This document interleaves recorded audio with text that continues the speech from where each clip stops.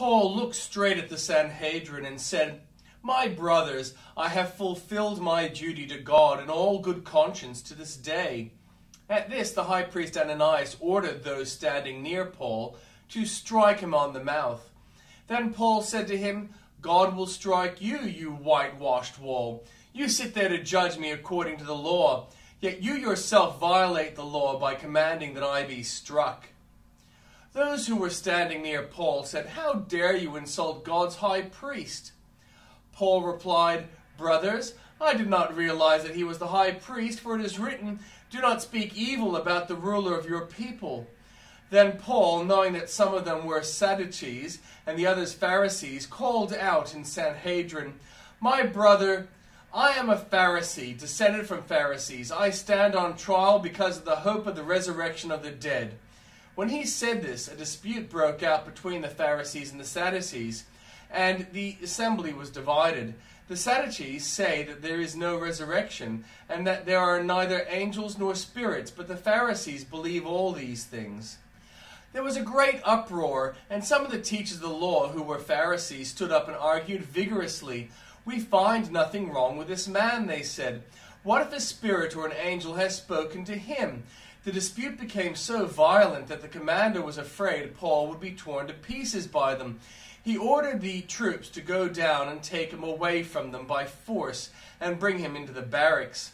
The following night the Lord stood near Paul and said, "Take courage, as you have testified about me in Jerusalem, so must you also testify in Rome." The next morning some Jews formed a conspiracy and bound themselves with an oath not to eat or drink until they had killed Paul.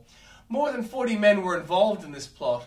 They went to the chief priests and the elders and said, "We have taken an oath not to eat anything until we have killed Paul. Now then, you and the Sanhedrin petitioned the commander to bring him before you on the pretext of wanting more accurate information about his case. We are ready to kill him before he gets here."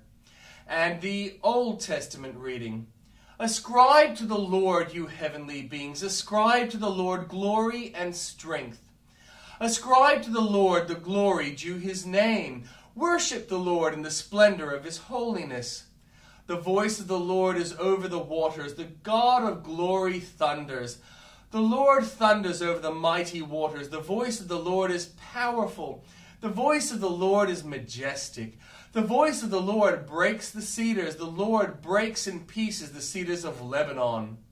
He makes Lebanon leap like a calf, Syrian like a young wild ox. The voice of the Lord strikes with flashing of lightning.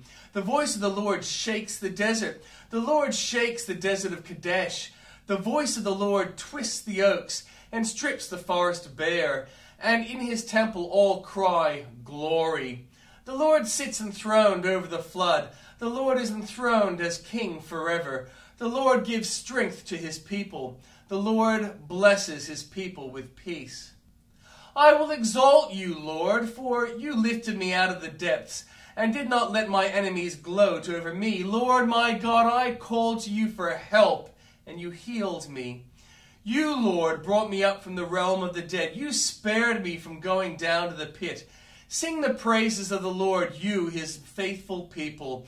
Praise his holy name, for his anger lasts only a moment, but his favor lasts a lifetime. Weeping may stay for the night, but rejoicing comes in the morning. When I felt secure, I said, I will never be shaken. Lord, when you favored me, you made my royal mountain stand firm. But when you hid your face, I was dismayed.